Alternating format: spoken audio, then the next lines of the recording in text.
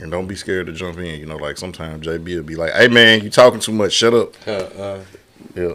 Welcome y'all to another episode of the Presidential Executive. What's going on? It's your boy right here, JB. This is my brother over here, El Presidente. Rag, what it do, my brother? Man, what's good? Man, you know what it is, man. Before we get into anything, y'all go ahead and like this video right now. I don't care if you're watching it in live or on replay. We're on all podcast platforms. There's Apple Podcasts, YouTube, Spotify, Amazon Music, iHeartRadio, and Stitcher.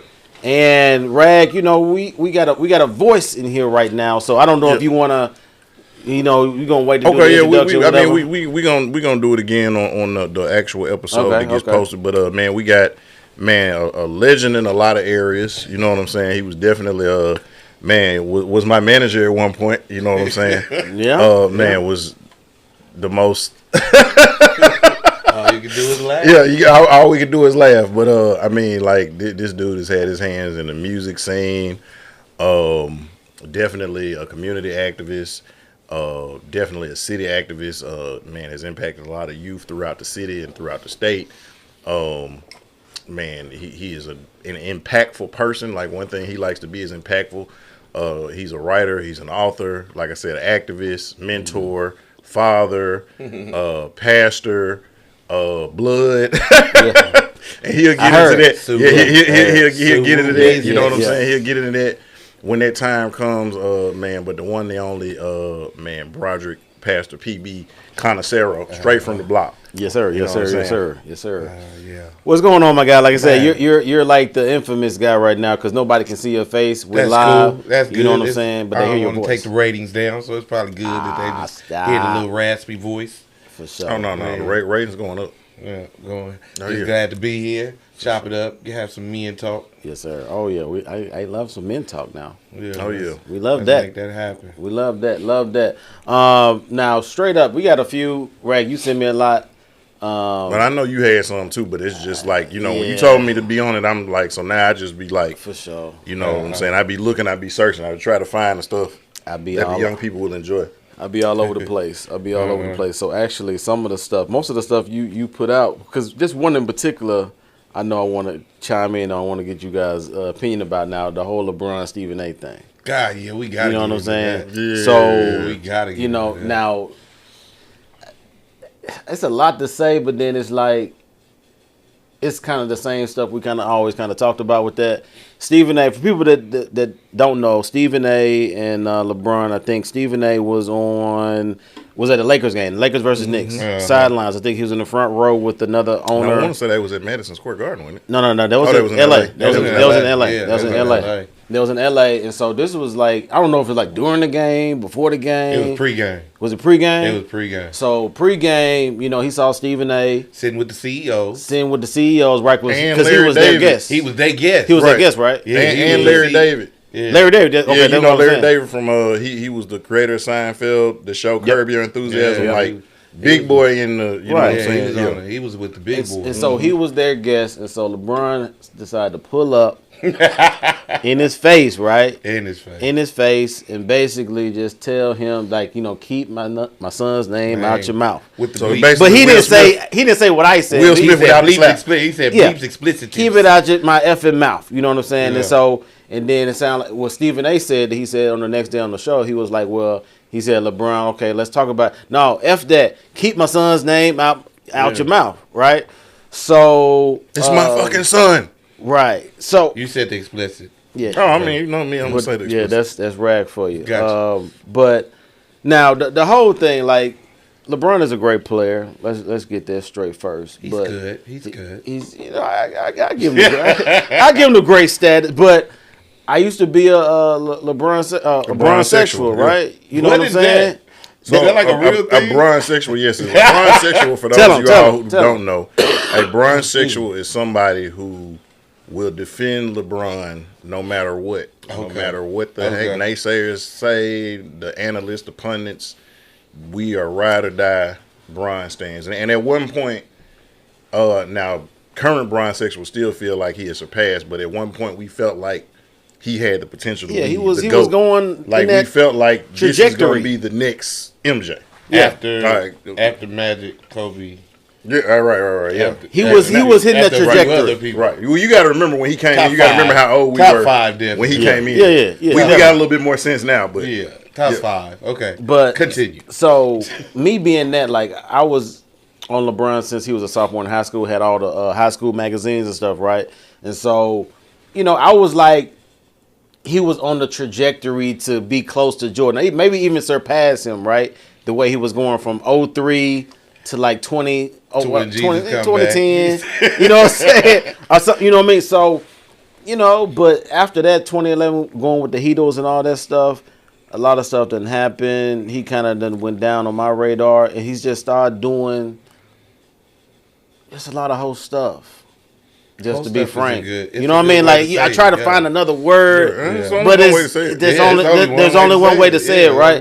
And so when he came to Stephen A's face, and I listen to Stephen A pretty often. I think we both do, First Take or some of his podcasts and stuff too. And so I've heard all this commentary that he had to say about Bronny. You know what I mean? And so, and all of it, to be quite honest, was really, I think, respectful. You know what I'm saying? I don't think. Do you feel like it was ever personal?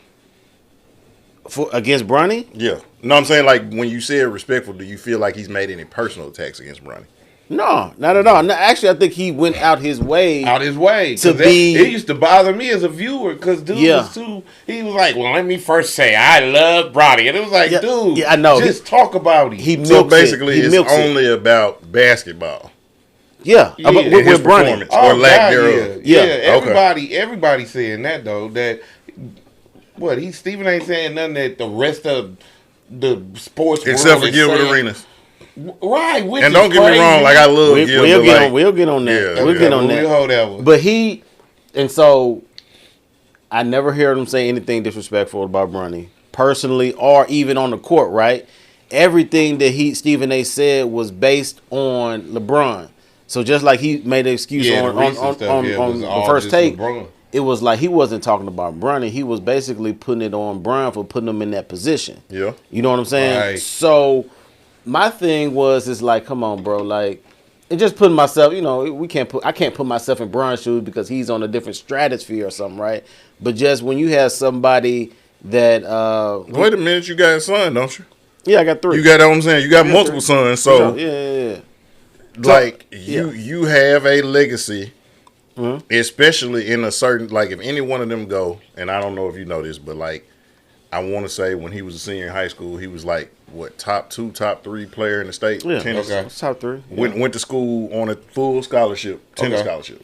Okay. And could have continued, but tennis is expensive, so he made a business decision. All right. But what I'm saying, and I brought that up to say, so now you're in a position that a lot of us, most of us, Al Bundy. And some of us ain't even that. You know what I'm saying? Like, we got high school, but you actually played at the top, and some of the people you played versus and probably beat went on to play professional. Mm-hmm. So you can say, I know what it's like to be the guy. Yeah. Mm-hmm. And so now from that point, you can identify with. Yeah, but, it's still apples and oranges. We're talking about LeBron. But I get what you're saying with that. Now, for me, just in life now, I got a 9-year-old. You know what I'm saying? Like anything, like I want him to get checked, right? I want him to be at school, how we grew up, and just take the beating or sometimes just to get that out of you, just to see how you respond to it, right? And so I don't want to shield him from anything. So LeBron made his son get into the league. We know why he got drafted and all that stuff. Rich Paul. You know what I'm saying? Did all that stuff, right? Right. We can all agree with that, right? It wasn't just like, okay, he scored 4 points a game at USC, so he deserved to get drafted. So all that coming is like you put him in a position to be criticized, and so now I think it's deeper than this, but I want to get y'all take on it. I think it's way deeper than him thinking it's his son. I think it's a whole. It go down to the roots because I don't think LeBron was there. Him growing up. Mm-hmm. You know what I'm saying? I think he was too busy being great and doing all the other things, and so he really wasn't there. And so now he was trying to be there. Yeah. Y'all go ahead. But so I think the root issue that is a great perspective that I totally looked over. Yeah. But for me, I think the real issue with LeBron in this subject is the reality that he knows it's the truth. Yep. And ain't nothing like the truth. Yep. That'll get somebody up in arms, riled mad up, and riled up, because at the end of the day, like you said, what his boy did to negotiate, what the Lakers did to accommodate and appease, at the end of the day, to Steven's point, you did this to this boy, because if he had just because nobody else with, what was it, 4.2 was his points per game at SC? 4.1. Yeah, 4.1. Nobody else's manager would have said to them after a freshman year of a heart situation, 4.1, a game on national TV where you look straight butt. Yeah. You know what I'm saying? All day.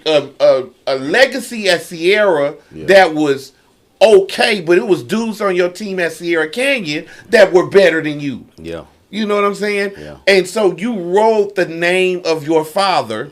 And so now your father put you in this seat. And what Steven did on the show in particular that got LeBron mad, they just talked about the reality of, you know, as everybody critiquing and criticizing where this boy is, LeBron, you could have prevented that. Yep. Because because again, he's not going to tell nobody in his experience that's got 4.1 as their points per game in college, man, come on up here and play. No, because the rookie they drafted before Bronny is better than Bronny. Yeah. You know what I'm saying? Connect is way better. 3 times. Way better. So it's like, dude, what we talking about? Yeah. And another point I didn't even bring up was he tweeted out maybe a couple years before he even got drafted, was like, man, Bronny is better than some of these dudes right now. And that was a lie. You know what I'm saying? I think we talked about it on the pod. Like, he said that. He said that at the one they was doing on HBO. On the shop. On the shop. He said that on the shop. Yeah. Shout out to the Memphis boy from Germantown, Ian Clark. Like, he ain't even better than Ian Clark. No. You know what I'm saying? Like, Ian Clark was getting buckets. Like, he ain't better than Lester Hudson. No. You know who was getting got buckets in the league and just couldn't find a fit. Yeah. Like, my thing is, and I don't want to throw shade at your country cousin. Oh, God. You know his country cousin, Kwame Brown. Kwame! This is my thing, and this is the same thing that Kwame was getting mad about. Yep. And Steven ain't doing nothing different. Ain't doing no different. And the only difference is Kwame was drafted number 1 overall, and it was sort of a semi-nepo pick because he actually is some kin of Jordan, like he's like a cousin or something. It's something like that. That was why he was the number 1 pick and why Jordan kind of took him under his wing. And so, like, you got the juxtaposition of 2 nepo babies. But the same thing is both of y'all play trash.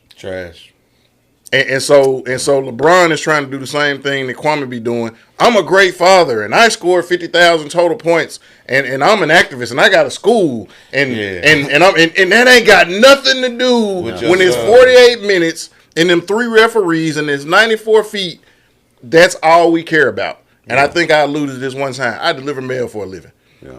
If I done lost your check that you know what I'm saying, you got a check coming, and you like, bro, like where's my check, or I'm supposed to have a package, man, you don't understand. I'm feeding my family with this. I'm feeding my kids. You don't know what I had to do to get this job. Sounds good, but that ain't got nothing to do with your mail. Nothing. You don't care nothing about that. Right. All you care is like, man, where is my stuff that you're supposed to have? And it's the same thing, LeBron. You're getting mad because people are critiquing what he's doing on the court. To your point, you're trying to overcompensate for all of those years. And again, I didn't look at that either. Yeah, that was a for real. Like I totally glossed that over. But to the other point, and I think like you brought this up, but it's been one I've always been on. Like, you put this spotlight on him, and now you're mad because we're actually seeing what it is. Right. And it's almost like somebody like, man, hey, look at my girl, bro. Ain't this the baddest be in the room? And everybody like, oh. And now you in your feelings because we don't think she is fine and you think she's fine. Because we looked in the mirror, right? You see what I'm saying? We just a reflection. We just seeing what it is. We're not adding anything to it. We're not adding any other ingredients. And so he put him out there, you know what I'm saying, to be eaten like he has been. And so now I think he feels like as a father, like he has to do something. Has to do something, and right? You don't really, because again, if you look at the game, man, and how today's sports is covered. Yeah. It's about criticism. Yeah. You know, while him and KD want to cry about, you know, folks is attacking the heart of the game, dude, they were critiquing when Jordan played. Mm-hmm. You know what I'm saying? When Larry Bird started having back spasms, they talked about Larry Bird with back spasms. Right. When Kareem couldn't hit that hook no more, they talked about Kareem. When they lost, they called him Tragic Johnson. Tragic Magic. All of that. Yep. You know what I'm saying? When Nick Van Exel, shout out to the OG Nick. Nick the Quick. When Nick was running with that sorry squad with the Lakers, you think the LA News media was doing high fives and, man, Nick, we love what you're... No, man, you and this squad is garbage. You need a new coach. And even though he was one of the only ones doing something, they're like, oh, he do his little bot when he hit the shot and he run down the court. Yeah. Oh, he do too much dancing. I'm like, dude, he dropped 20. He did. Yeah. Like he had 23, 9 assists and like 3 steals, and y'all talking about he doing too much dancing. Yeah. And the thing about the criticism, bro, when I look at it, it's like, criticize me, bro. They getting paid 5 times more. You know what I'm saying? So the criticism has elevated over the years, but also you getting paid off social media. You getting paid off the Instagram stuff. You getting paid for hits and doing, like, you can be the 5th best player on the team and have crazy endorsements. Mm-hmm. That never was like when we was growing up, especially in the 80s, 90s. Like, if you were like, you had to be a top 2, top 3 player to even you had to be fed. a Bulls fan to know who Scott Williams and Stacey King was. Exactly. That's true. You know what I'm saying? Exactly. Like, you didn't know who Cliff Livingston was if you wasn't a Bill Bulls fan. Trent Tucker. Watch this. You know what I'm saying? Like Eddie Jones, Nick Van Exel, and you don't know nobody else on that team. I'm a basketball fan. Okay, so but like y'all had Vlade Divac. Y'all had Eldon Campbell internationally. Okay, Eldon Campbell. Again, by this time he's forgotten. Okay, you talking about with Nick Van Exel, all 3 Knicks. I got you. Yeah, no, I'm a basketball fan. But my point, but the average person, I got you. The average person, the average man, like that. Everybody don't remember Eddie Jones. Eddie Jones. Right. Like all these Golden State fans have no idea who Adonal Foyle is. Vlade is more known in the West. Vlade is more known in the West for what he did in Sacramento. Yep. For the most part, yeah. For the most part. Vlade Divac. Oh, as a GM. Yeah, his claim to fame in the West is what he did after he took the uniform off. No, how about, I'll tell you how whack these folks are. Y'all have no idea. Y'all like, man, that Sabonis guy for Sacramento is good. And y'all have no clue. That boy bad. This man dead, like, that's his whole pedigree. That boy bad. Arvidas was like a 31, 32-year-old rookie.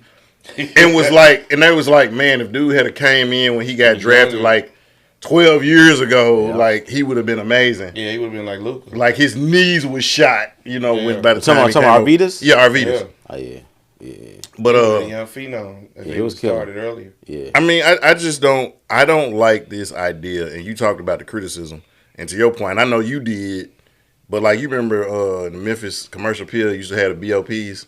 Yeah, you know what I'm saying. Like we used to read the newspaper. Yeah, well, we used to. You know what I'm saying. Like I used to read Sports Illustrated, Slam, like all the different stuff. Yeah. So like criticism has always been there. Yeah. Now it wasn't so quick, but what irks me is these same people talk about, oh man, all these people, and even these professionals, all y'all do is criticize. But when y'all go to a restaurant and they mess up your $5.37 order, you ready to leave a Yelp review. Yeah. That sounds like criticism to me. That's criticism. Mm-hmm. You know what I'm saying? You go somewhere and the service sucks and you want to tweet about it. That sounds like criticism to me. Yeah. So you want to, like, to your point, you make 10, 15, sometimes 30 times more than what I make. But you're complaining about my criticism. You know what I got to do for a living. But then you're paid to entertain me. Yeah. And then you get mad when I say that your performance was subpar.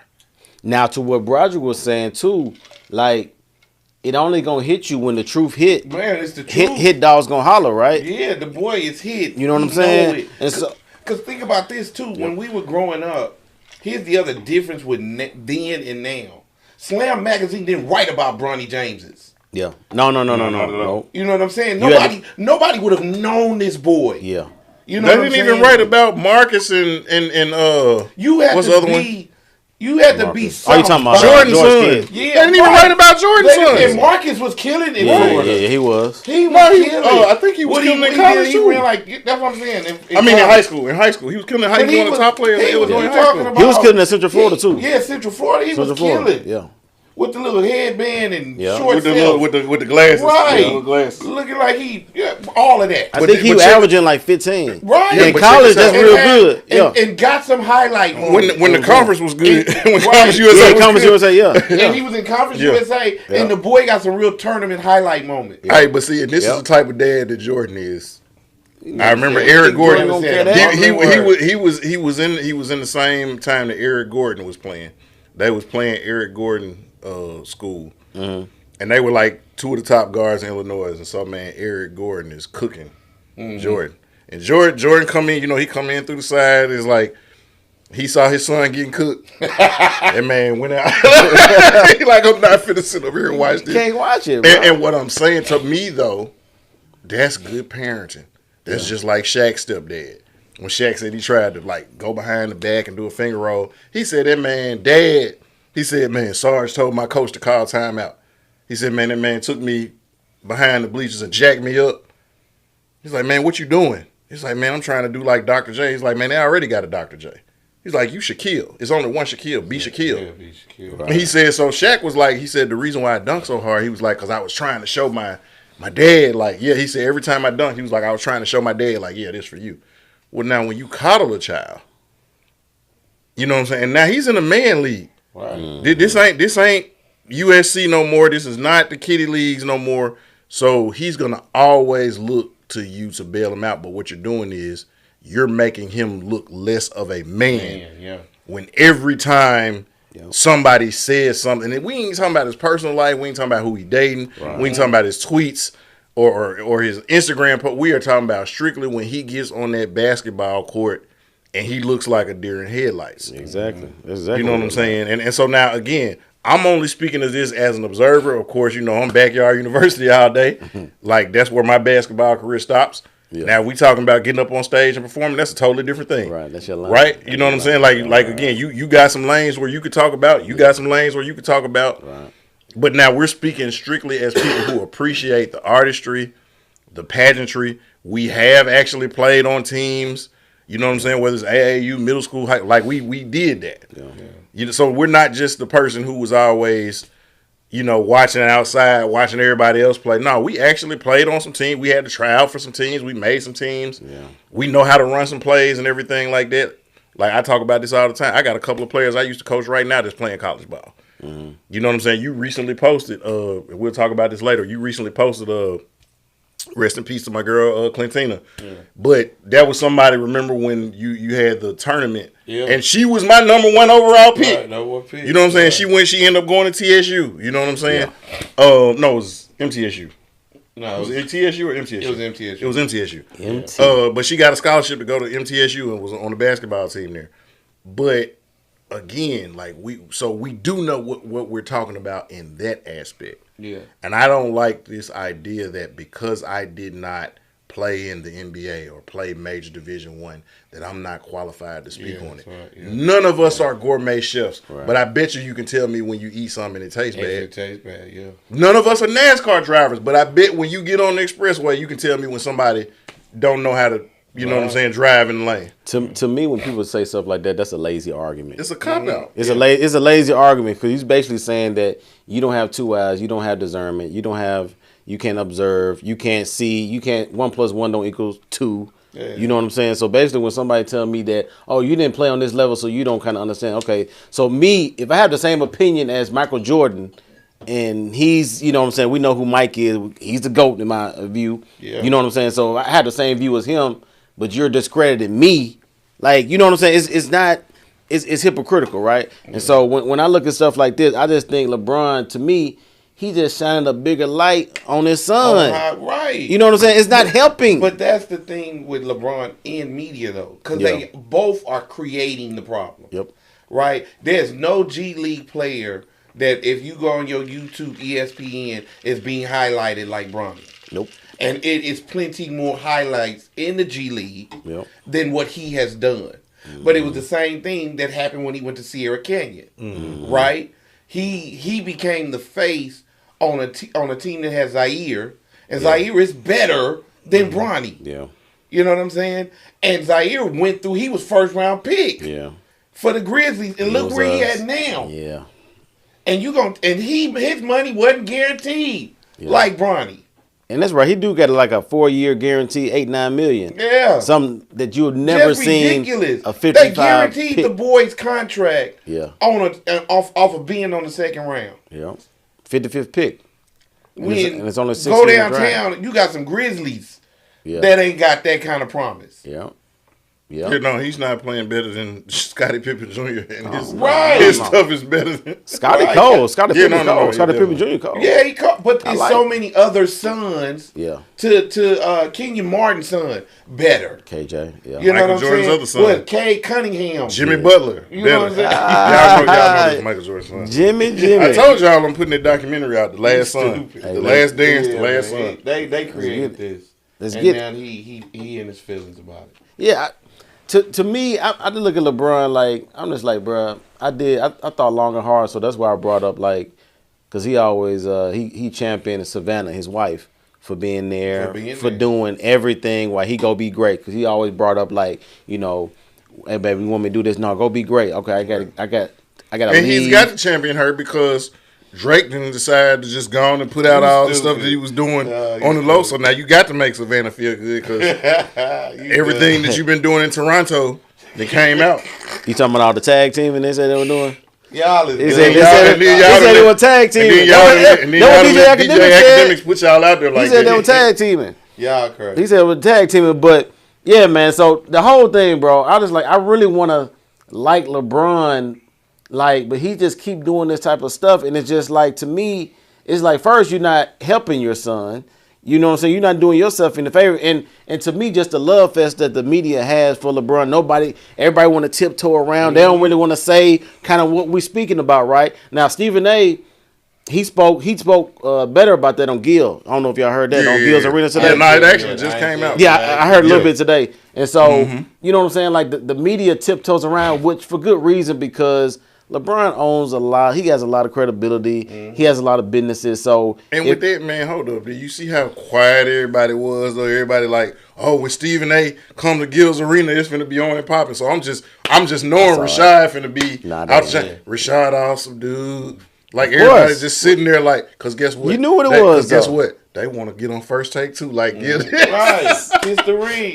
Right. Kiss the And you ring. saw, look, and you saw, if Ocho got on there? Yeah. Oh, hey. Yeah. Y'all better get y'all man right. So, but here's the other part. That's real. I think Pivot did a great job dealing with the whole Steven and Bron thing. I heard a little bit what Ryan had to say, Yeah, but I didn't. but Ryan and Shannon said is the truth. Yeah. Which is, dude, you did this. Yeah. At the end of the day, Yeah. you did it. You can be mad at Steve all you want, but at the end of the day, you put the light on him. And what he didn't do, like you, was perform. Yeah. And he ain't you. Yeah. And the more you put him under that light, people ain't going to look at him the same way they look at other second-round picks. They going to look at this boy as being LeBron's son. I mean, but right now, he's not even him. No, You're saying he's not LeBron. I'm saying he's not even Bronny yet. Yeah. Like, he ain't got a chance to because, like, okay, look at the whole Sierra thing. Like, you might have been the fourth best player on your team. And D-Wade, maybe was better than you. Because You Penny know what I'm Hardaway's saying? son was better than Right. Penny's son was on that squad too. Right. Yeah. You forgot his name, might but have been the fourth, maybe the Penny's fourth son was best on player. that, D-Wade's son was better. So, and that just goes to Yeah, show now, yeah. I how think so, are too. you? And D-Wade's son was undersized guard Right. too. But he was a better How are you a undersized McDonald's guard. All-American and there's other people like, and they were showing. I saw some chart and they were showing people who didn't get Average picked. 14 points. You know what I'm saying? And it's like, man, this one dude, he averaged 30 points a game. Come on, dog. But it wasn't just his senior year. Like, he had been averaging. Yeah. You know what I'm saying? And so, like, he graduates and he's one of the top guards and actually ranked as a higher guard than you, but you're not a McDonald's All-American. But Right, which that's Ronnie a is whole a McDonald's nother, All-American. when y'all do that podcast, let me know. And so- that was a whole nother political Right. Nike move. And to me, like, which set him up for failure. People have been in the McDonald's game and averaged 14, 15 points, but the caveat is they're usually like on a top 5 team. They got like 5 other D1 players that are going to be like top blue chip prospects or something like that. Bronny's team, I don't think even made state. I don't think. I mean, even when they go back to what they were saying, like Zach LaVine. Junior year, they did. Junior year, they did. But they made state junior. His senior year, they didn't. Yeah, because he was the number 1 dude his senior year. Yeah. I mean, the number 1 scorer, I guess. You know what I mean, on his team. But they talk about, like, oh, Zach LaVine, he only averaged 8 points a game, and he got drafted. But, like, you got to remember, like, damn near their whole team. But no, their whole team, their whole starting 5 got drafted. Yeah. Like he was on the team with, like, I believe, Kentucky one of the holidays. Yeah. Thing like with Calipari. Right. Like Devin Booker averaged 8 points. You don't see, but he was nobody knew Devin Booker or Shai Gilgeous-Alexander, right? Or even De'Aaron Fox. Like he was good. Yeah. Nobody knew he was gonna be that good. Yeah. Trey Lyles. You know what I'm saying? Right. Trey Lyles. Like, man, Trey Lyles was on that Kentucky team. Yeah, it's like, man, they had some dudes. Yeah. You didn't know, like, okay, well, yeah, you're going to go to the league. But, I mean, and they've been doing that. Like they go all the way back to 97 when them folks had Derek Anderson, Ron Mercer, Tony Delk, Wayne Turner, Antoine Walker, Walter McCarty, Scott Pollard. I mean, not Pollard, Polk, the white dude. It was Scott Pollard. No, Scott Padgett. That's it, Padgett. Yeah. I thought he went to Kansas. No. Scott Pollard went to Kansas. Scott Padgett played at Kentucky. Okay, well, maybe I'm thinking about Ralph LaFrance. And then, Ralph LaFrance. But then they had another dude. His son playing in the NBA now, but he was on that Kentucky team, and they had like 8 or 9 guys. Yeah. You know what I'm saying? So, like, when you playing on the team and it's 8 or 9 dudes, or even the top 5 that's going, and you're only averaging 8, 9 points, and they draft you after your freshman year, that means that if you were starting, you probably would have had more than that 8 or 9. Right. Could they do that per 40 minutes? Yeah. Like, 40 minutes. Because his per, I want to say his per 36 or whatever it was they do per 38 minutes, he still would have only been to like 8 points. It was still trash, bro. Yeah. You know what I'm saying? That means, so if you play the whole game, that's what you would have been. Yeah. I just hate when people, because I heard a little bit what Matt Barnes had to say. And so he was kind of, taking up for LeBron. Like, I get it because he got 2 sons. Because Matt Barnes got 2 twins, right? He got twins. Remember I was telling you, I think we said it on last week. Supposed to be the truth. They Gilbert Arenas' son and Matt Barnes' twins, they first cousins. Gilbert Arenas' son is cold, though. The baby mamas are sisters. Gilbert Arenas' son cold. No, he's going to USC. He cold. Elijah Arenas is going to USC. Yeah, he cold. Yeah, he going to SC. Yeah, he cold, though. But my thing is, it's like, I be having people, my brother and something, be like, man, you gotta be careful talking about, those celebrities or talking about, LeBron and stuff like that, man, because you got to be careful about that. But I was just like, right, because if at some point we blow up, now we done pissed off LeBron. But I think I'm always respectful, right? It's just like I don't like when people ain't keeping it 100, ain't keeping it real, and so every time LeBron be doing some host stuff. It's like nobody wants to. Nobody want to say something, right? I mean, we from Memphis, we gotta. Yeah, no, it's just like I be trying to. What's another word I could use? That's perfect. You don't gotta look for that. But it ain't. It ain't because you have behavior consistent with somebody who walks up and down Lamar. That's basically what he's trying to say. Yes, Lamar. Lamar still like that, but it is. It's still like that today. It's been like that since I was 5. It is. Yeah. If you go to that Love's gas station on the corner of Lamar, y'all crazy. What's it, Lamar and Yeah. But they ain't looking good. No, it's not Tullahoma. They ain't looking good. Is it Tullahoma? Man, I'm not. It's Tullahoma. No, I'm saying like by FedEx. I still don't know. By FedEx. Tullahoma and Lamar, like by FedEx. That's Tullahoma and Lamar. Tullahoma Lamar. Yeah. Tullahoma. It's like you'll see him walking. Yeah.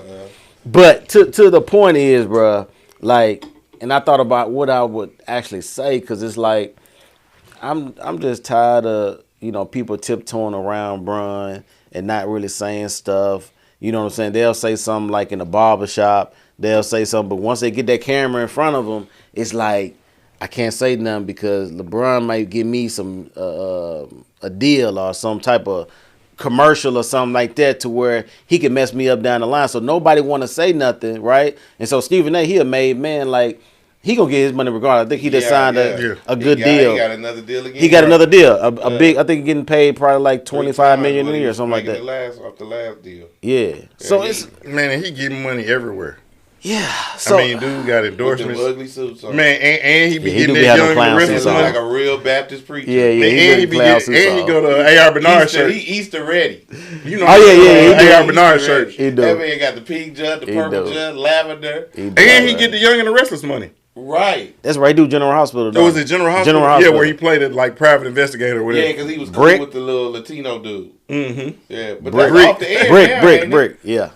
Huh? General Hospital gone, ain't it? No, No, none of the younger and the restless General Hospital. One Days of Our Lives, like all them one shows. went off because it's a new black. Nah, he said that he about to go film this week or next week. Oh, okay. For it. So clearly, Passions it's still on. is off. But no, the big three: Days of Our Lives, General Hospital, and what's the other one? Young and the Restless. They ain't going nowhere. Yeah, my grandma used to watch them. That's what I'm saying. They ain't going. They're gonna outlive us.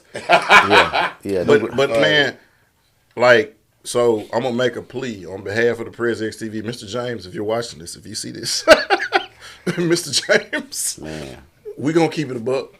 But now, if you want to give up, if you just giving it away, we're gonna take that money. if you wanna bless us, if you like, man, I love what you brothers are doing. By all means, go ahead.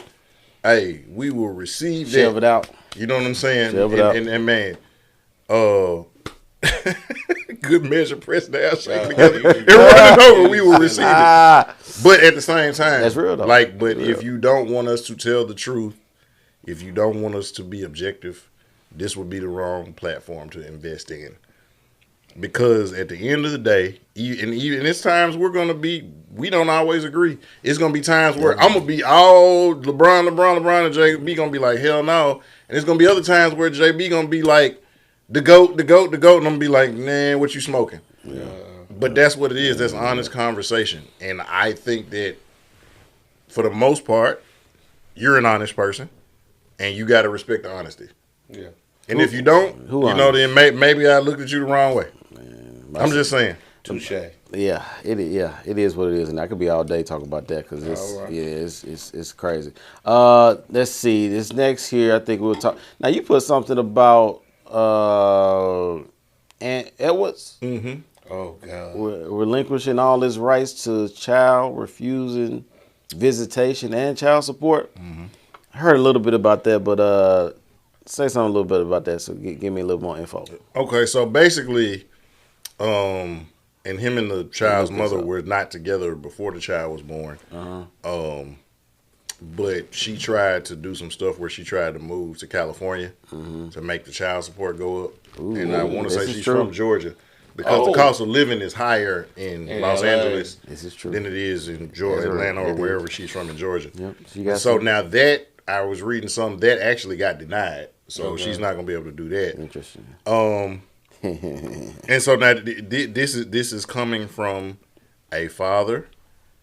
This is coming from somebody, I love all my children, but what I will say is that it's easy for us to look at things the way you would do something or the way you would want something done to you. And unfortunately, society has made it to be where, like, in some cases, the child would be better with the father.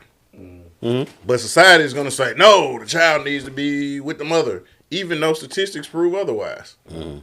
Statistics prove that if you have an engaged father, that children are more likely to do better with the mother and the father, or the father by themselves and just with the mother.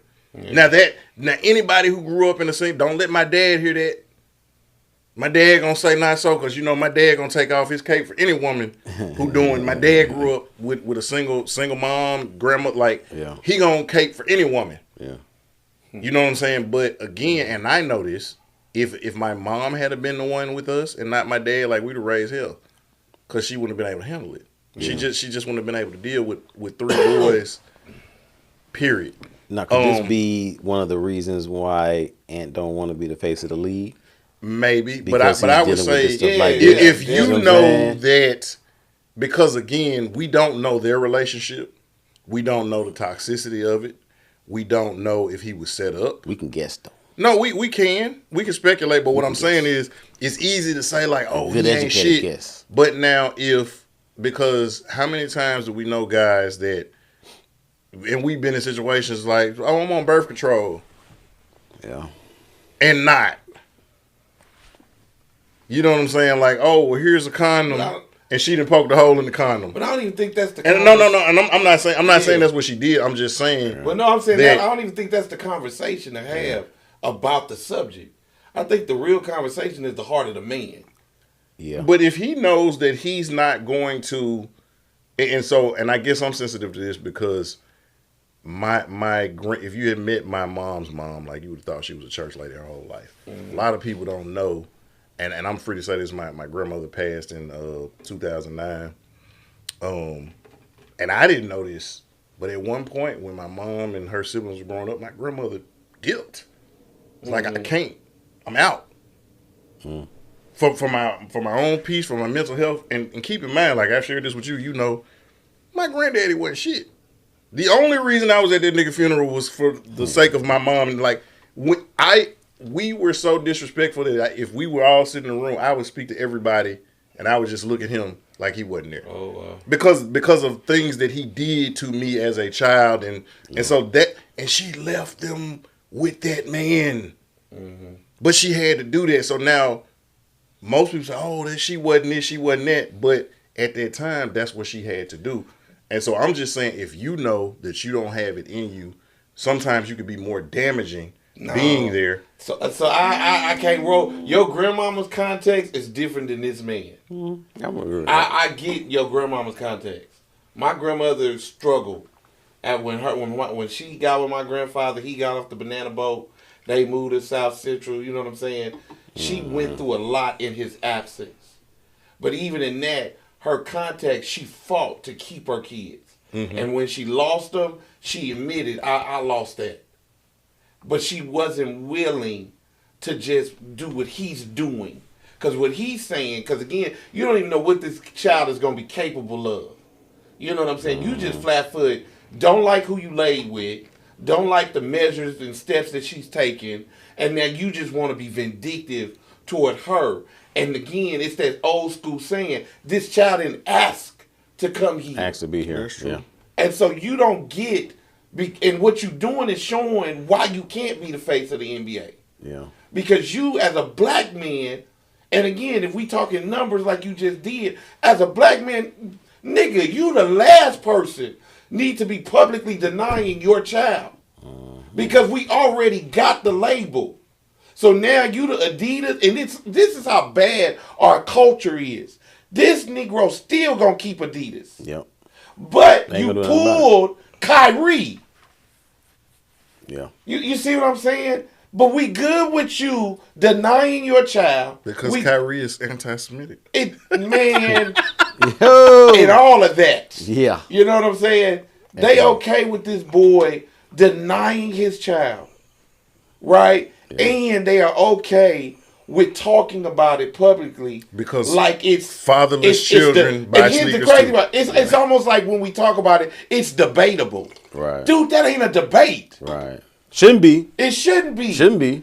And so at the end of the day, with the Anthony Edwards part, this ain't even nothing to debate, dude. You out of order. You out of line. Yeah. Whatever happened to you growing up as a man or a boy, dude, you need to go see somebody about that. Maybe, but I guess from me working in education for 15 years, being a teacher for 7 years, I saw instances where when a parent who wasn't there came back around, the child went down. They were better with the grandparents or the mama or the uncle or the like they were and so now again and this is coming from somebody who I had my dad in the house. Okay, like I had my dad there. You met my dad, like that was my hero.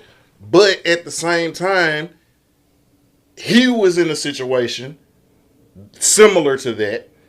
And it was better for him that he wasn't there because some of the negativity, some of the things, because all of the morals and the principles he didn't get from him.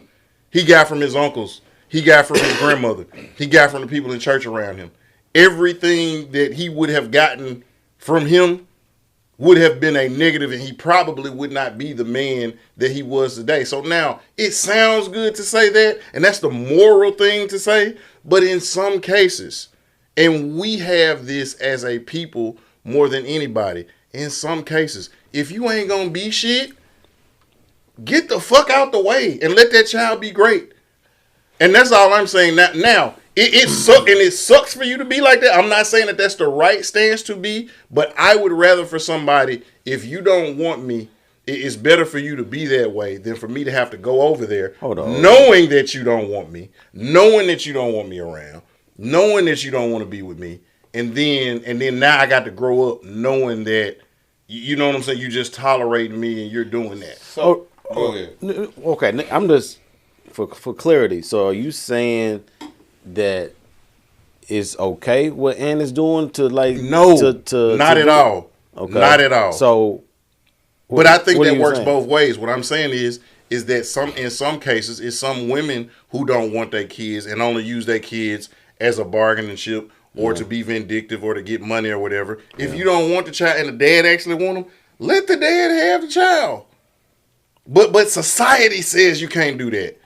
So you're going to sit up here and keep this child that you don't really want to get back at the dad and everything like that. And on the flip side, again, we're going to pressure somebody into being... You could do more damage to a child if societal pressures and people pressure you into being a good person that you don't want to be.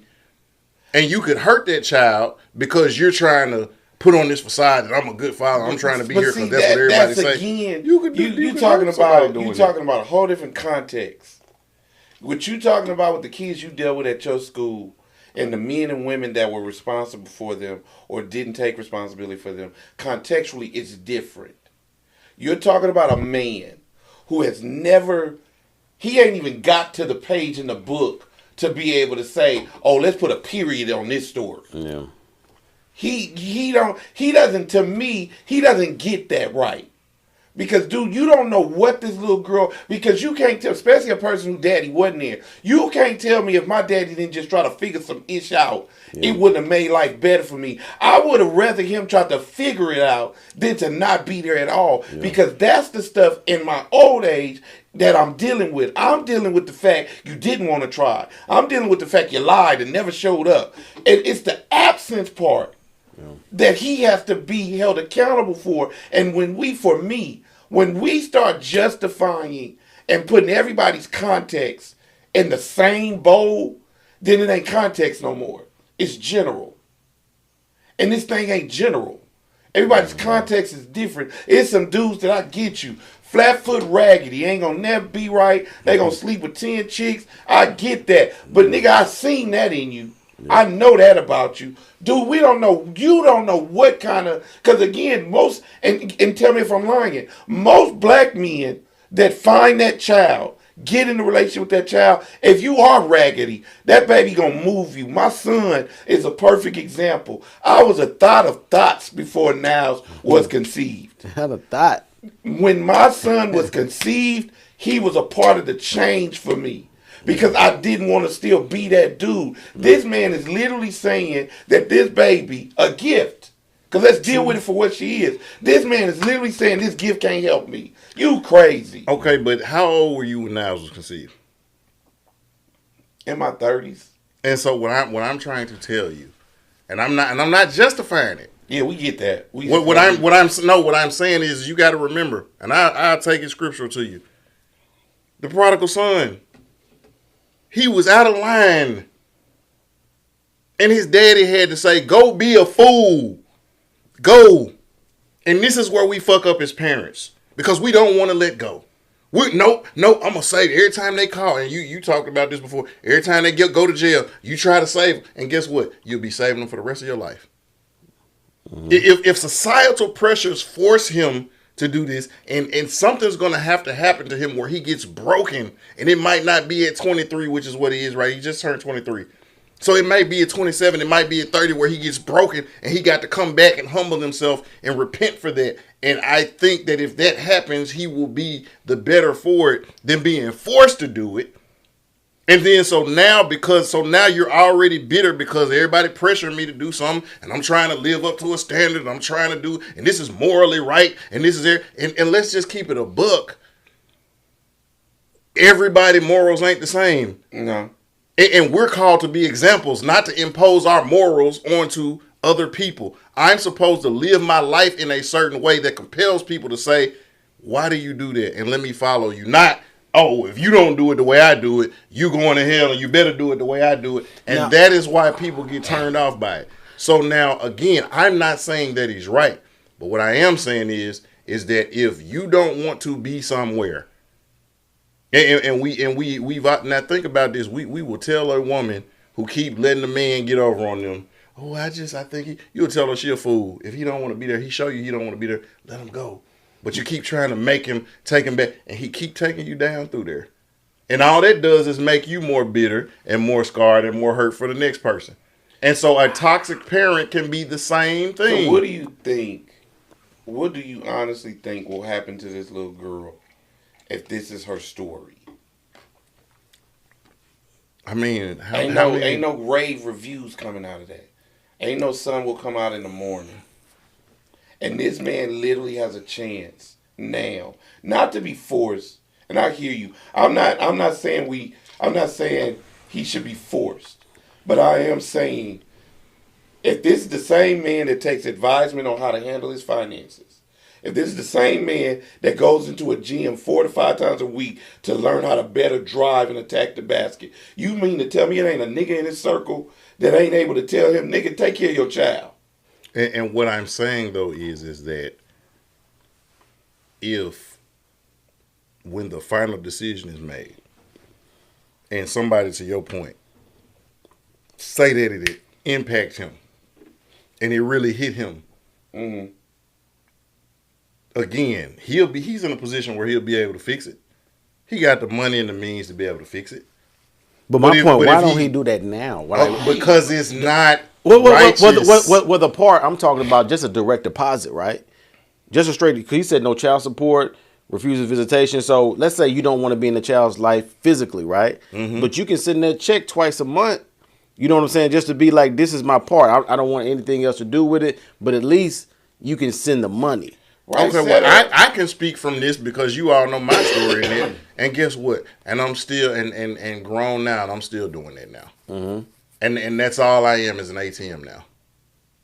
Yeah. And again, and the crazy thing is, and you know this because you was there, she would be at the comment, and every time when I would come and she wasn't there, the first thing people would, how your daughter doing? Because why? Everywhere I was at, she was at. Mm-hmm. But for the most part, I was a financier. Right. And so that still gets looked down upon as if it was my decision to do a lot of that stuff. You don't know, like it was my decision for you not to live with me. It was my decision for you not to be around me all the time. It was my decision to not have days or to only have the weekends. Mm-hmm. And so now, again, you could still be financially doing everything. Because guess what? I bet she was better dressed than everybody she went to school with. Mm-hmm. And she had more shoes and she never ran out of school supplies. Mm-hmm. And guess what? I was at every open house and every parent-teacher conference and every field trip and every birthday. I supplied food for the whole class, and you had to bet. They was looking forward to your birthday because they knew your daddy was going to turn up. But guess what? It's still not enough. Why? Because of the way the situation was that I didn't have any control over. Wasn't enough for who, though? For her. But on the flip side, I can say it. That don't make me feel good because the relationship ain't good. So I did all this stuff, and all that is a pat. But guess what? I was supposed to do that. Ain't no pat on the back. That's what I was supposed to do. Mm-hmm. But I think I'm not even saying. And again, it's the particular elements that you are bringing up. I get them. But what I'm saying to you is, this man, and this is the part that stands out to me in his fouling. For me, I don't want to be involved. Yeah, that's the part I'm thinking about. That's the part for me. Yeah, because again, to your thought, you know, and we know this as parents, there are ways to combat the entitled child when you in relationship with them, even if it take them when they out of high school. That you can fix, you can deal with that. But it's the fact that you've been in my life enough to make me entitled that you got a right to speak to that.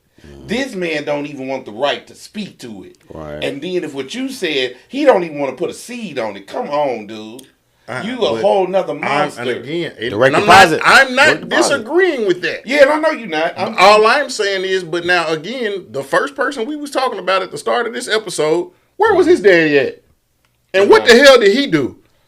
MIA. So no. But what I'm saying is, so do you think this nigga would still be a billionaire if his daddy was there? Probably not, because he wouldn't have had to drive. He had some type of motivation. So now the Serenas and Venus Williams, those are the exceptions to the rule. For every Venus and Serena Williams that you have about 3 or 4 more other LeBron Jameses. Mm-hmm. And all I'm saying is that I'm saying from seeing my uncles right now, this man he got to live in a facility where he is getting fluid pumped into his kidneys. He would have been better without his daddy being there. And this is the same nigga that I told y'all that I wouldn't speak to. He would have been better without that man there. And that's all I'm saying. Growing up seeing somebody who was abusive to his wife, abusive to his kids, out in the streets hustling, involving them and everything, and all you were was just a body that was there, when the only good thing that your kids can say about you, and you ask all 4 of them who are still living, and the only good thing they can say is that that's my daddy. That's it. It ain't that he said he spoke positive in my life, he helped me, he gave me something, he saved me from. All they can say is, well, that's my daddy. That's it. And so again, that's context. That's context. Because this man we talking about here, you got a chance.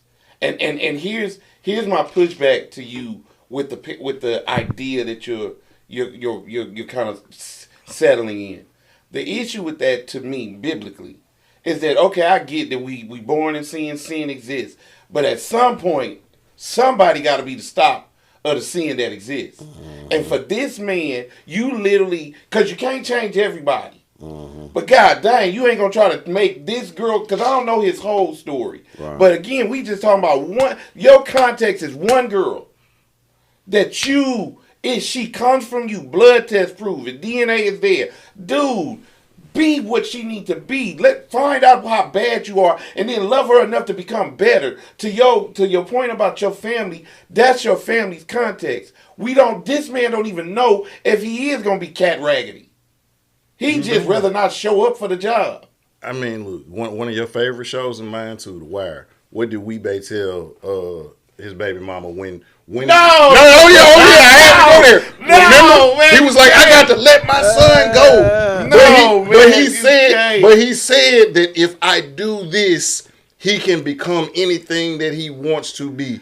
If he stays here, he got to live in the shadow of who I was, and he will end up dead. So for the sake of saving him, and I'm not saying that that's his justification. I'm not justifying it.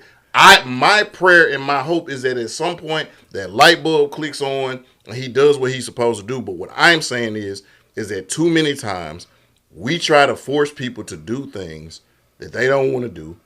And you don't know, like, we don't know what skeletons he got in his closet. We don't know what trauma he's trying to overcome. And in some cases, and I'm not saying this is him, but in some cases, you got families that got incest in it. Mm-hmm. Yeah. And in some cases, they be trying to, like, let me get away because I don't want to put this on another generation. Mm-hmm. And we was talking about this with that ministry, Daystar, right? In some cases, and think about it. Even in the scripture, what did God tell Abram? Get away from your folks. Everybody that you're related to, get away from them. But does this apply with Ant? I'm not. What I'm saying is, though, let's not act like the precedent doesn't exist, where it says that sometimes in some cases, but we look at it and we don't look at the why. We don't look at the why. We just look at, he told him to go. No, and we don't. When you research that culture, it's like, man, y'all got a lot of practices. Y'all got a lot of behaviors. Y'all got a lot of research here. Y'all got a lot of practices and behaviors and things that y'all do that will be toxic for what I am trying to bring you and your seed into. So I need you to be away from all of this stuff that you grew up knowing and doing. You got to get away from all of these people so that you can become the man that I need you to be. And so what I'm saying is, and again, we can try to force this man to be that. And who knows what damage he could do then. And then we'll be talking about how raggedy of a father he was and how he wasn't shit and everything. And we say this about people. And sometimes we don't allow these people to go through the processes like the prodigal son, to be in that pigsty and be like, man, I got to get it back. I got to get it back right. And I bet we didn't hear the end of that story, but I bet after he went back, he was everything that he was supposed to be. But he had to go through that low point. And that's all I'm saying. Sometimes you don't want to be shit, don't be shit. But I guarantee you ain't gonna have no peace. I guarantee you that thing gonna eat you up. I guarantee you gonna have to deal with that. But guess what? When you do, whoever the best version of who you're supposed to be, I bet you'll be that. Like, we don't know the details of this, and we kept saying that, but I'm just like, behavior like this need to be checked. You know what I'm saying? So whether somebody like a face of a league like LeBron or somebody like, you don't, it's a way to be diplomatic and still, you know what I'm saying, like, you know, check right. The dude. You know what I'm saying? So be there and be doing hoe moves for your kids. You know what I'm saying? So it's like I'm thinking like somebody needs to say something. Like, at the end of the day, for this to even be public right now, for him saying he's going to relinquish all this rights for the child, the visitation. He's just putting it out there like it ain't nothing. Yeah. So that's my issue. And stuff like that, it's like, you don't think that child is going to hear about this years on down the line later? You know what I'm saying? About, because at the end of the day, he feels a certain way about the baby mama, right? You know what I'm saying? This part had nothing to do with the child. So he feels a certain way about the baby mama. And so now this transfers over to the child because they're one. They're linked. You know what I mean? So I just think the whole thing is foul. Like I said, we don't know the information. Maybe she's, you know what I'm saying, did something that we don't know about in the whole details of the information. And I hate the lie, though, and I know we got to move on. Yeah. But we all say, oh, this child didn't ask to be here. That's a lie. Because if we know anything about the birthing process, what happens? It's a race. You was the most determined to get here. Boy, you so No. You know the way it works. You talking about the sperm? You know the way it works. You know the way it works. It was a whole bunch of other soldiers. You had a lot of brothers and sisters who was running right beside you, but you was the most determined. Yeah. You did ask to be here.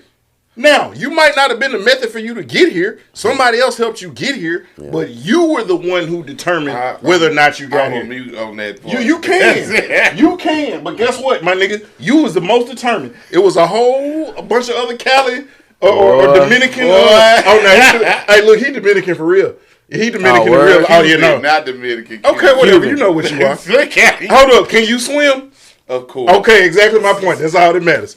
Niggas that can swim. See, that situation sound more like a draft than a race. But what I'm saying is, though, with the birthing process, you all know that it's millions of them that come through. And it's only one in some cases, two that make it. I was one of the ones who did. Exactly. And so crazy. Again, that's just like if an apple falls off the tree and decays into the ground. The seed inside the apple, no, but that's life. That's what happens. If you don't sit up and jack off all day, if you have any type of sex, the potential for a child to be here increases. Yeah. And so we know this, you know this, I know this, you know this. Man, you hear all types of stuff. Oh, I'm on birth control. I got the IED or IAD or IUD or whatever the hell it is. What? Whatever the hell they be getting put up. Oh, the stuff with the arms. Or I got the macaroni or the macarena or the morena or whatever it is. Not the macaroni. They tell you all this stuff, right? Yeah. Because you try to be responsible. I'm gonna get a condom, and what they say, I don't like the way it feels. Yeah. I don't like the way it feels. I'm on birth control. Well, I got the IUD. I got the morena. Yeah. You know what I'm saying? They tell you that. Oh, I got my tubes tied. They got their tubes live. Again, we making it about that's not the condom. What I'm saying is though, everybody say, oh, well, you know what you did to get that baby here. How many of y'all celibate? So like, let's not act like is that really? That's what I'm saying. Yeah, that's not. And I hear you, but bro, that's not an argument. No, what I'm saying is they use that like, oh well, if you didn't want the baby, you shouldn't have been like if everybody ain't out here doing like we all were doing that. Okay, so here's my counter to your statement. I used to sell dope. Mm-hmm. You're trying to tell me? Well, no, not you're gonna try to tell me. Here's what I'm gonna tell you. And me used to being a drug dealer, I have a responsibility to any young drug dealer today that comes into my path to say, homie, you ain't got to do it. It's my responsibility. Mm-hmm. That's on me. And it's on him to make that choice, right? It's on him. Here's the challenge. If you know better, you can do better. And to just let a man keep doing wrong and not be checked is where my problem is. Yep. That's my problem. Because I get you. Sin is in the world. Everybody didn't fall short of the glory. Those things are true. They facts. But at the end of the day, those of us who have fallen, we are still responsible for stopping the next fall. That's our responsibility. And that man needs men in his life to take responsibility for the stupid ish he is allowing to play out about this Ezekiel baby. 3:17. I completely agree with you. All right, I'm not saying I don't agree. Yeah. What I'm saying is that it's a difference in me telling you you ain't shit, and then me trying to force you. And like, you better. And I'm not saying force, but I think that's a dangerous thing, bro. If we just let, and this is now you opened up Pandora. Yeah. If she had a box, she don't have a box in my theological frame. But you mess around, bro. If we let people stay there. And we say, well, and I'm just being real on the podcast. Every nigga gonna F up, so let the niggas F up. No, nigga. You can't roll with that, and we can't articulate that because the danger in that is somebody is gonna take that. They're not intellectually where you are. The wrong receiver of your seed can hear that and use that as justification for them to further be in the BS. Yep.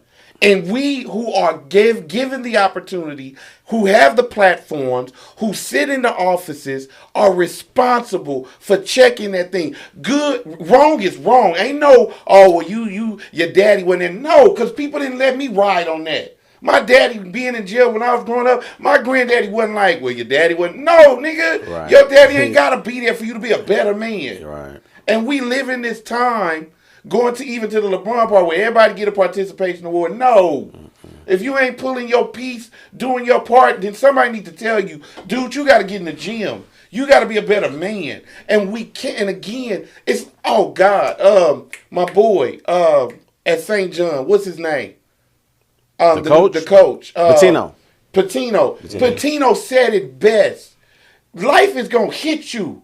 If you don't know how to deal with life, dude, it's something wrong with you. Right. Because life gonna keep lifing. And happen. For Anthony Edwards, somebody needs to say, nigga, you need to grow up. Yeah.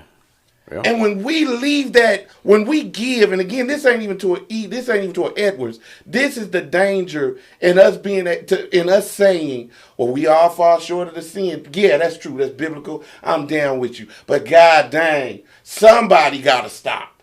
Yeah. And I look crazy if every Sunday when I get up and preach, I just keep letting people keep on doing the dirt. What's the point of me getting up and talking? I gotta hold you accountable. I gotta let you know this is your responsibility. Yeah, the prodigal son was the prodigal son, but that was his context. The beauty about the Bible for me, the preacher, teacher, everybody ain't gotta be the prodigal son. So let's figure out how to keep us out of the pit. Right. Not sit up here and glorify the pit and be like, "Whoa, the daddy can't." No, man, come on. And I'm not saying like, and I ain't saying you did. I'm just saying. I'm gonna give you some pushback on that though, because I remember, and we had times where we had single mothers at the Common, and you got an opportunity to minister to some of the baby daddies, and I ain't gonna call no names out because you on here. I don't know who's gonna watch it, right? Who gonna be watching? But check this out though. I ain't telling you. But check this out though. But what you did to us, those of us, whether it was a single father, you spoke to the women, or the single mothers, you spoke to the men. It was like, okay, I know that. Yes, I was able to tell this young man in the biblical way, stop the bullshit, take care of your kid. But what you charge us men, like, man, that's your sister. You see her, if it's within your power to help her out, whatever it may be, you got a car seat, you got some money you can donate, you got some food, do that. And so then it became a village. And so now some of those kids, they didn't never know they was missing their daddy. Because they had a Justin, they had a Rashad, they had a Roche, they had a Nardo, they had a Curtis, they had a Pastor B. You see what I'm saying? Mm-hmm. Because and so you still told the dad, you need to stop with the bullshit, but you had we gonna be that village. And what I'm saying is, and again, I was able to benefit with this from my dad. His dad was a married man. He couldn't be there for him. And I'm pretty sure that Robert Ragland, Emmett Ragland, and Charlie Ragland, my daddy's uncle, told Eddie Lee Miles, hey, nigga, you need to be there for your son. But guess what they did? They was there for my daddy. Yeah. They taught him the morals and the family values and to take care of your mama and your grandmama and your sisters and all your female cousins. And so he got all of that from his uncles, even though his daddy stayed around the corner, stayed as far as Janet stayed from you to him. But he had, but again, and what I'm saying is had he been there, what would he have got? He would have got somebody that's like, oh, it's okay for you to have 2 or 3 families. It's okay for you to not be a man of your word. It's okay for you to not be committed to anything. Because guess what he got from his uncles? He got commitment. He got dedication. He got loyalty. He got faith in God. Like, he got all of that from there. And what I'm saying is he wouldn't have got that. And I'm not saying that if Eddie Lee Miles' mind had been right. And that's the caveat. If his mind would have been right. But his mind wasn't right. So now should he have been forced to be there? And then who would I be? I think force is the word. And that's all I'm saying. And I don't think it's a force. I don't think it's a force. Because we talking about, again, a dude that he ain't even let nobody come sit down with him and say, look, brother, let's look at this plan. And keep in mind, audience, y'all are dealing with 3 people who take care of their kids. That's all I'm saying. Yeah. Like, we all take care of our kids. So I'm not arguing for not taking care of your kids. I think, for me, it's just the context, and the truth is the truth. Yeah. That's it. Now, let's go and get in these quickies, man, because we got something else we got to do, too. Okay. Right, y'all got me. I know. I'm looking that man ain't old. Now, let's see. Myles Garrett got a contract extension. You know what I'm saying? It says, you said all money is not good money. Back with the Cleveland Browns. What y'all, smash it, dash it, what? Like it? No? What's smash? Not liking it? Smash is liking it. No. So like, I'm a pass because I don't like it, but I will say he was just talking about he was gonna hold out. Mm-hmm. He want to be with a winner, and all of that. But now they didn't up the price. So then, and my thing, it kind of goes back to what we was talking about with the Bron stuff. Yeah, so now when y'all ask next year, don't be talking about you want to be with a winner. No trade clause on it, right? You know what I'm saying? He put no trade clause on it. Sean Watson gonna take all this money from a below market. Who do y'all have? Yeah. And they gonna be stuck on horrible. What they in the AFC? They in the North. North. They with Baltimore, Cincinnati, and Pittsburgh. So I'm gonna pass on it for all that. Three of those teams I'm are gonna making pass the on it playoffs because you wasn't real. Yeah.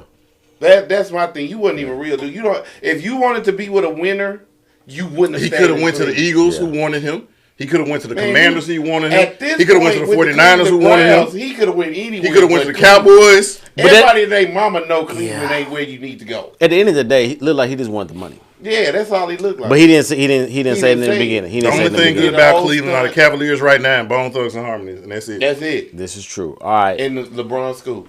The next one here is. But that's inaccurate. It's better than Dr. Umar's school. Lizzo making waves for the hate for the weight loss.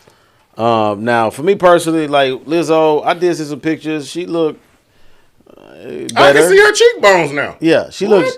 You ain't seen the pictures? I'm looking now. She looks a little. You can see her cheekbones now. Yeah, she looks a little better. Cheekbones? Yes. No, hell no, not the ass cheekbone. That's not her facial. No, her facial.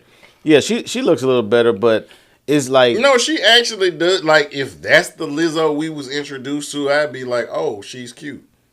Yeah, I still wouldn't think. I'm not saying that I would stop everything. She does not sit. Oh, you can see her cheekbone. She does not sit. Yeah, you saying? Oh, she a cute girl. I got my list. She ain't up there with Regina Hall and Megan. No. That's too far. No, she's not up there. Yeah, but I'm saying that if she stopped me to talk to me, I would entertain the conversation now. Yeah. I think I'm gonna pass on people with it because I think people are real up and down. It's like all this lady made was a choice. Everybody got a choice. But it sounds like a lot of people are getting on her because now she's losing weight, so she's losing. It's like you're shaming fat people or something. No, the way a lot of people looking at it, right? That's why I'm passing on the people part because y'all crazy. Because I want to be healthy. You know what I'm saying? Right. 2, I just looked at myself again. I'm sorry, every day I look in the mirror. Right. I got a right to one day love who I see, Yeah. and then the next day get up and say, you know what, this little stomach, I need to really work on this. Yeah. That's y'all crazy. I just don't like how, like, you know what, when a 6-month-old baby dies, that's sad. Somebody dies in a car wreck, that's sad. Yeah. When I've decided to eat myself into a coma, and like every time I read, you know how like you got the, you know, we older now, you get the fatty grunt where you reaching and you're like, right, and it's like you 3 cheeseburgers away from a heart attack, and it's not sad, you did that. Yeah, you did that. You know what I'm saying? Like when them niggas be out in the streets, you want to be about the thug life you day. It's not sad. No, you did that. And like to your point, she made a choice. She didn't want to be like the mama in Soul Food, the grandma. You know what I'm saying? Where they got to cut half her leg off. You dumb. I'm saying, didn't they cut half her leg off? I believe that. You know what I'm saying? Because she was. Oh, and what was her name? Like your kids call you Big Mama, and you're the only one. It ain't like it's another. It ain't like it's a little mama. You're the only one. You're not the grandkids. Her kids called her Vivica Fox, Nia Long. They called her Big Mama. Big a long time. They are her children. They call her Big Mama. That means you fat as hell. So again, and we say that, but then when somebody die, everybody talk about it so sad. Oh, I wish they would have been more healthy or whatever. Lizzo woke up with some heartburn, and so she wanted to get past the heartburn. She talked about eating deep fried Oreos. That's what I'm saying. Ain't nothing healthy about that. This was probably simple with Lizzo. She was just probably simple with Lizzo. She woke up, looked at herself in the mirror, got that heartburn. She couldn't sleep. Oh my gosh, I got reflux. You know what I mean? Like, I need to do something about this. I need to lose some weight. The petty part of me want to be like, but y'all ain't tripping about the folks changing their teeth. You know what I'm saying? Yeah. You know what I'm saying? I mean, we just lost Irv Gotti. And when you hear, I was listening to a Benzino interview, and he said, man, Irv Gotti, his diet hard. His diet was horrible. He did not take care of himself. Was he 54? 54. That's young. Yeah. So you know what I'm saying? Like, clap for Lizzo. If you ain't living to be at least right at 70 years old, like, you got to reevaluate. Now, sometimes there's certain things that happen you ain't got no control over, but that was outside of you having like some type of cancer or some type of heart disease or something like that, like, to be 50 and it's just because you won't exercise, because you won't put the cheeseburger down, you won't stop snorting cocaine or whatever it is you're doing, dude, we only got one body. You know what I'm saying? And she's making a choice. Now, on the one hand, I do feel like, going back to like what we talked about at the beginning, kind of brought it on yourself. Because you was all praising the big backness. Yeah. You know what I'm saying? It's like, oh, yeah, I'm going to be fat and proud. And then, like, to your point, you get that heartburn. In the mirror one day and it's like, I don't like that. Or the doctor say, that heartburn. You're going to die at 43. High blood pressure. And it's like, oh, you know what? I don't want to die at 43. Right. Like, and what Big Pun say is infamous. I just lost 100 pounds. I'm trying to live. Yeah. And then the other part is you don't even know emotionally what weight she carried in relationships from being the first Lizzo. That pushed her to be this person that, outside of health. Because, you know what I'm saying? We know how men are in those circumstances. Right. So maybe she got a whiff of something. It was like, you know what? You ain't going to leave me because of this. Right. I'm going to give you the best version of me. And if that's why she did it, then I ain't celebrate her. You know what I'm saying? Because, again, some of the... I ain't going to go there because it's a lot of extremes with the Big Back Club that I just think culturally. I think a lot of guys, though... We too acceptable of. When Cell was on here, and my homeboy, I graduated high school, and the man looked like Goldberg now, but he said part of the reason why he liked bigger women was because of the insecurity of himself. And I alluded to, we've all been to the Shake Joint, to the strip club. It ain't a strip club with nothing but big backs in there. Because that's a niche thing. You go to the strip club, nobody looks like, you might be one person that look like Tricks from Players Club, but Tricks don't look like Lizzo. Right. Because it wouldn't thrive. Yeah. Right. And so now if you knew you was Denzel or Michael B. Jordan or Michael Ealy or The Rock, and you could have anybody, you're not choosing Lizzo. Yeah. You choosing Cash Doll, you choosing Megan Good, you choosing Beyonce. You're not gonna be like, oh, you know what? I like Monique from the Parkers. You're not. When you can get Beyonce. Yeah. All right, you had a RIP. You said Dwayne Wiggins. Oh yeah, from Tony. Oh yeah. Hey, I didn't know that. Do you know? I didn't know he passed. I didn't know dude signed Destiny Child. Yeah. Mm-hmm. He did. I saw that Dwayne Wiggins. Yeah, he was the one to negotiate the Columbia deal. I had no idea. I didn't know that. Had no idea. Then he wrote the killer Alicia Keys song, Diary. Yeah. That man. I didn't know, talented man. Rest in peace, man. Because a lot, whether y'all know it or not, most known or unknown, a lot of the songs we grew up on that we listened to, whether it was a Tony song, because again, everybody know the anniversary song. Mm-hmm. You know what I'm saying? But again, like the Alicia Keys song, Signed Destiny's Child, like he had his imprint. In a lot of ways on there, and man, he was definitely not. And then he was in his 54. Yeah, you know what I'm saying. So, man, prayers to his family. My life together. I know we got to move, man. Last thing, because I had this on there. What do y'all think about the Dr. Umar thing, where his daughter supposedly is exposing him for being a deadbeat dad? Is that a toss pass question?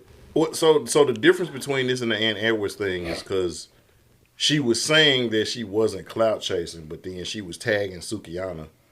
Because, you know, Umar is taking pictures with Sukiyana, and she was tagging her. Mm-hmm. And this kind of goes back to the toxic baby mom. Because he said, if you want to make a public forum, he said, let's all three of us talk. Mm-hmm. He said, get your mom on here to talk to. Because he said, I tried to have a relationship, and I was denied that. Oh, wow. And he was like, so now if you're going to expose me, it's like, let's all talk. Mm-hmm. And so, like, that hasn't come up. And then I saw one thing he put up where it was like, I guess she hit him up on WhatsApp or something like that. Mm-hmm. And he's like, why are you hitting me up on here and you got my number? Right. Like, call me directly. And then so she sent another number. He was like, what is this other number that you're sending me? Like, contact me directly so we can talk. Mm-hmm. And it was like, oh, I'm using it. And he's like, no, I'm not going to do that. Like, you got my number. Give me your number or call me directly so we can talk. Yeah, this like he say, she say, honestly, when it comes to this being exposed. Because I saw what he said. He said he paid child support. Did the daughter come out and said that, you know, he wasn't who he said he was. You know, you've been paying for the same school for 15 years. School ain't still up.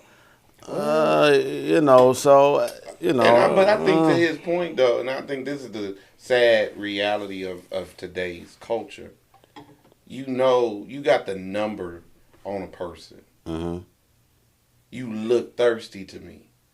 You know what I'm saying? Because you, like Stephen A. said about LeBron, y'all could have called me. Yeah. I got enough money. I could have flew to L.A. Right. And we could have had a whole sit down. Yeah.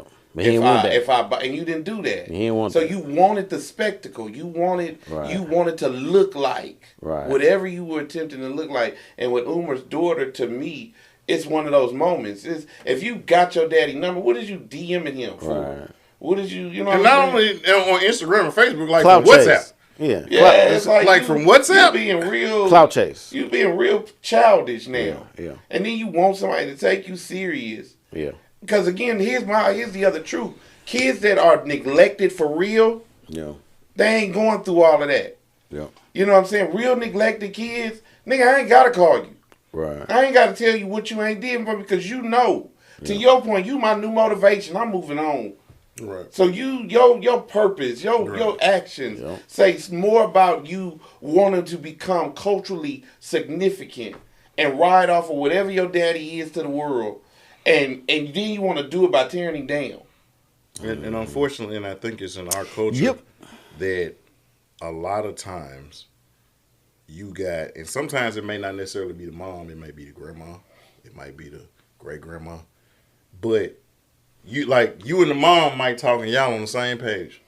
But then grandma talks to the mom and that's something. Then great grandma, talks to the mom, and now everything y'all talked about and now it's something totally different. Mm-hmm. And so now the child don't see that. All the child see is that, okay, well, yeah, you paying for something, but and then that ain't what we talked about. But here's how you know let all of this other stuff get in. Here's how you know she bootlegging thirsty too, because it's just me. This the hustler conniver in me. Right. If I'm in that seat, I'm booking a real interview. Yeah. Because I'm about to get paid. Because if that's what you're doing it for, get paid for real. Don't WhatsApp your daddy. Right. Man, I'm going in. Every TV. I'm checking his calendar from the last 6 months. And the biggest show all the platforms he was on. I'm coming right That's after who him. I'm coming behind. Hold on, JP. Breakfast Have Club. you ever talked to a woman who her mom was a hindrance in y'all's relationship? Now,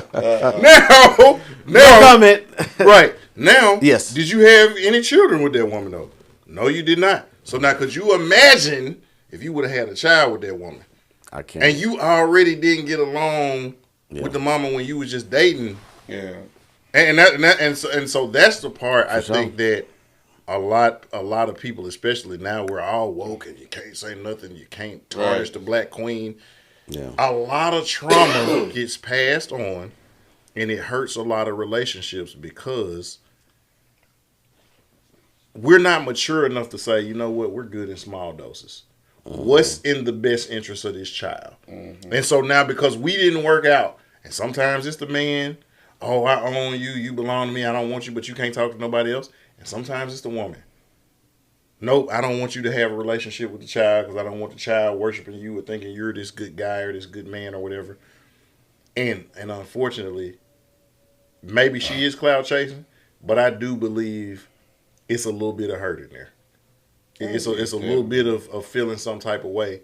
But again, and you know this, because I know your son, every time I was seeing you, he was there, but as much as you had him in football and doing all this, that man makes it to the NFL, he win defensive player of the year, rookie of the year, whatever. I hate to tell you, my nigga, the first person he gonna think is God and mama. Mm-hmm. Yeah. Even though you had him in every football game.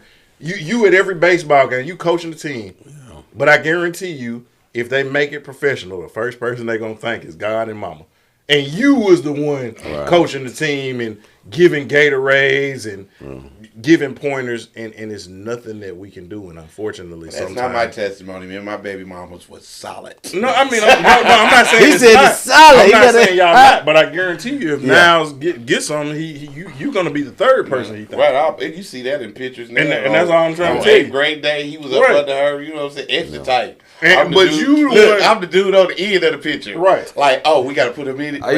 You on the side like that? You on the side? So are you the one at all the parent teacher conferences? Yeah, we split that. Oh, okay. Yeah, we solid. Okay, because I was the one. I was at all them hoes. Yeah, we solid. And I guess we got a great. Me and her got a great tag team system.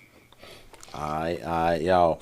We're going to shut this down right here because we got something special. We're going to kick out to y'all here soon, y'all. But until next time, continue with that executive mindset. Most definitely keep it presidential. Salute. Arrivederci. Bow.